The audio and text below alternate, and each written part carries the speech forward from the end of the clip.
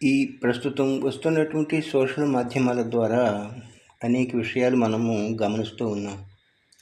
సమాజంలో ఎవరు ఏం చేస్తున్నారు, ఏది ప్రశంసనీయంగా ఉంది, ఏది అభిశంసనీయంగా ఉంది అనేటువంటి విషయాలు కానీ, ఏ విధంగా మాట్లాడుతున్నారు అనేటువంటి కలి ధర్మాలు, కలి ప్రవర్తన, కలి యొక్క పరిపాలన ఏ విధంగా ఉందనేది మనం స్పష్టంగా చూడవచ్చు. ఇది చెప్పింది ఇప్పుడు కాదు, ఇప్పటికి చెప్పినటువంటి ప్రవక్తలు చేసినటువంటి విషయాలు కాదు ఇవి. ఇవి ఎప్పటినో చెప్పున్నారు. కలిలో యుగంలో యుగ ధర్మాలు ఏ విధంగా ఉంటాయి, ఆ యుగ ధర్మాల్లో ప్రవర్తనలు ఏ విధంగా ఉంటాయి అని. ఇప్పుడు ఏకత్వం అంటే ఎట్లా? కొంతమంది మాట్లాడేటువంటి విధానము ఏమని మాట్లాడుతున్నారో వాళ్ళకే తెలియదు. కానీ మనం అర్థం చేసుకోవాల్సినది ఏకత్వం అంటే, ఉదాహరణలుగా కొన్ని చెప్పుకుంటాం, కథలు కొన్ని చెప్పుకుంటారు. విషయం చెప్పేటప్పుడు కథలు అంటే ఒక్కొక్కరి అభిప్రాయాలు, ఒక్కొక్కరి జీవిత విధానాన్ని చెప్పడమే కథారూపం. అవి సంక్షిప్తంగా ఉంటాయి, విస్తరణ రూపంలో ఉంటాయి, ఒక అక్షర రూపంలో ఉంటాయి, పదంలో ఉండొచ్చు, ఒక సంజ్ఞామాత్రంగా ఉండొచ్చు, ఎంతో విస్తరణ రూపంలో ఉండొచ్చు. కానీ ఏది ఏమైనా సంక్షిప్తంగా చెప్పాల్సింది విషయం అర్థం చేసుకునేటువంటి సామర్థ్యాన్ని బట్టే ఉంటుందే తప్ప, అందులో పదాల యొక్క సంఖ్యను బట్టి కానీ, వాక్యాల యొక్క సంఖ్యను బట్టి కానీ, విస్తరణ రూపం బట్టి కానీ మనం మాయమాటలతో నానా రకాలుగా వర్ణించడం వల్ల కానీ ఇది సాధ్యమయ్యే పని కాదు. కాబట్టి మనం ఇప్పుడు ఏకత్వం అన్నారు. ఏకత్వం అంటే మనం ఒకే ఆహారము తింటున్నామా, ఆహార విహార మిథునములు 4 భాగాలుగా విభజించాడు సిస్టంలో, గతంలోనే చెప్పున్నాయి. ఆహారం అనేటువంటిది మనము జంతు జాతుల్లో మనం గమనించినప్పుడు, కానీ వృక్ష జాతుల్లో మనం గమనించలేం. మన తెలివి సరిపోదు, మన వైజ్ఞానిక సామర్థ్యము అనేటువంటిది లేదు. వృక్ష జాతులు ఏ విధంగా ఆహారం తీసుకుంటున్నాయి అనేటువంటిది జంతు జాతుల్లో ఉండేటువంటిది మనం కొంతవరకు చూడవచ్చు. ఇప్పుడు మనకు అందరికీ తెలిసిన విషయమే, గమనిస్తూనే ఉన్నాం, చూస్తూనే ఉన్నాం, మన అనుభవంలో గమనిస్తూనే ఉన్నాం, కానీ మనం వాదిస్తూ ఉంటాం. ఇప్పుడు కొన్ని జంతువులు, ఇప్పుడు వానపాములు మట్టి సేంద్రియ పదార్థాన్ని తింటున్నాయి. దాన్ని ఏ ఆహారం అందాము? ఒకటే అందామా? ఒకే ఆహారం తింటున్నది అని అందామా? సేంద్రియ పదార్థాల్లో ఏమేమి కలిసి ఉన్నాయో మనకు తెలియదు. అది జంతు, వృక్ష, ఖనిజ వస్తు విశేషాలు ఏమున్నాయో మనకు తెలియదు. దాన్ని ఏకత్వం అందామా, భిన్నత్వం అందామా? సరే, సీతాకోకచిలుకలు ఏ పురుగులు ఉన్నాయనుకోండి, అవి ఒక దశలో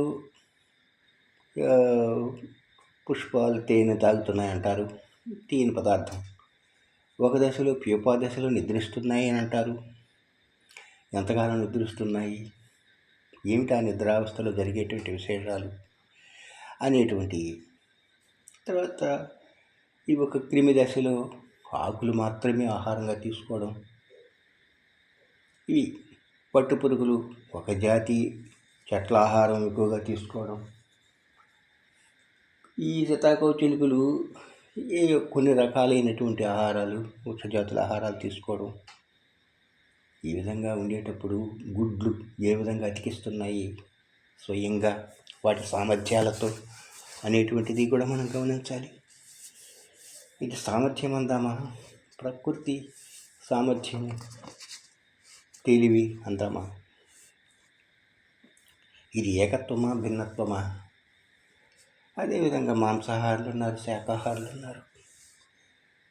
ఇప్పుడు మాంసాహార జంతువుల్లో కేవలం మాంసాన్ని తినేటువంటి జంతువులు ఉన్నాయి, కేవలం శాకాహారాన్ని తినేటువంటి జంతువులు ఉన్నాయి. ఇప్పుడు మనం కూర్చేటువంటి వ్యాధుల, విశేష వ్యాధులలో చర్మ వ్యాధులు ఉన్నాయి.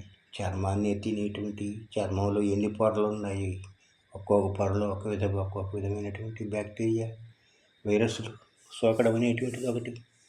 రక్తాన్ని పీల్చేటువంటి ప్రాణులు కొన్ని. ఇట్లా ఆహార నాళంలో చేరి ఆ యొక్క చిన్నటువంటి ఆహారాన్ని తినేటువంటి ప్రాణులు కొన్ని. మన ఆహారాన్ని ఎలిగిపోవాలి అంటారు, అక్కడ కొంకి పురుగులు అంటారు, రకరకాలైనటువంటి బ్యాక్టీరియా. మన నోటిలో కొన్ని రకాలైనటువంటి బ్యాక్టీరియా, అది ఎంత ఉందో తెలియదు. ఈ దుర్వాసన అనేది ఎలా బహిర్గతమవుతుందో తెలియదు. ఇవన్నీ శాకాహారం, మాంసాహారం, ఈ భిన్నత్వం ఎక్కడ ఉంది?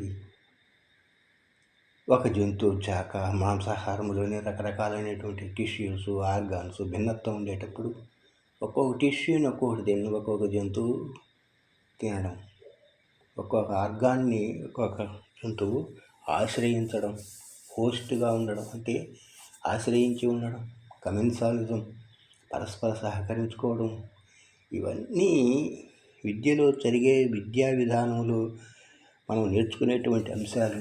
పాఠ్యగ్రంథాల్లో ఉండేటువంటి అల్ప విషయాల కన్నా ప్రైవేటుగా మనం నానా మాధ్యమాల ద్వారా, గ్రంథాల ద్వారా, ఈ సోషల్ మీడియాల ద్వారా, అనేక మంది గురువుల ద్వారా నిరంతరము మనము పరిశోధించి తెలుసుకుంటూ ఉంటే మనకు అనేక విషయాలు తెలుస్తూ ఉంటాయి.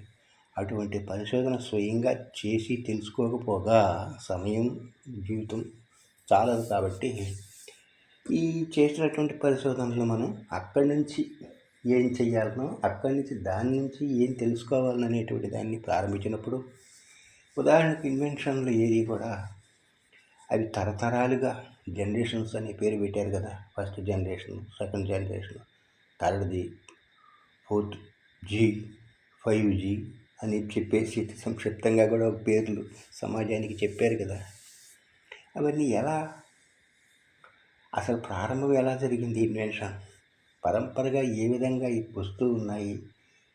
ఆ ఇన్వెన్షన్లో ఇచ్చినటువంటి అన్నీ మనం ఉపయోగించుకుంటున్నామా? సమాజానికి వినియోగిస్తున్నామా? మంచి కార్యాలకి వినియోగిస్తున్నామా? దుర్మార్గానికి కార్యాలకు ఉపయోగిస్తున్నామా?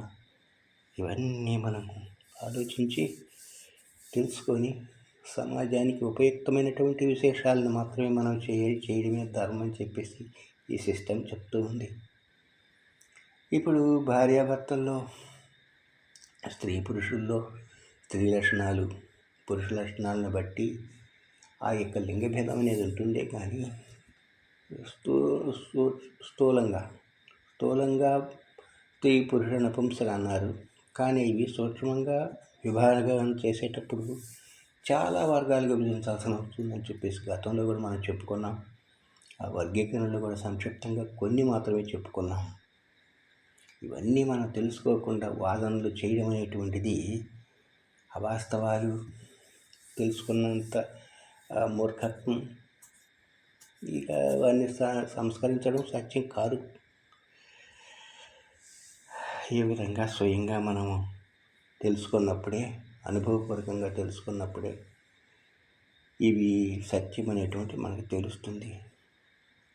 స్త్రీలు, పురుష సృష్టి అదిగా ఈ పురుషాధిక్యత అనేటువంటిది, పురుషులు అనేక స్త్రీలతో సంగమించడం అనేటువంటిది, బానిసలుగా, దాసీలుగా ఉపయోగించుకోవడం అనేటువంటిది.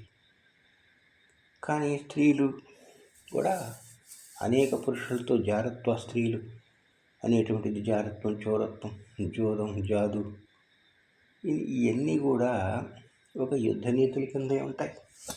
యుద్ధనీతి ఏది మనం తీసుకుంటామో అది వారి ఇష్టం, వారి అభిప్రాయాలను బట్టి ఉంటుంది. యుద్ధనీతి అది ఏదైనా కావచ్చు, ధర్మము, అధర్మము, అది ప్రాంతాన్ని బట్టి, ప్రాణిని బట్టి, వర్గాన్ని బట్టి, కాలాన్ని బట్టి రకరకాలుగా ఉంటాయి.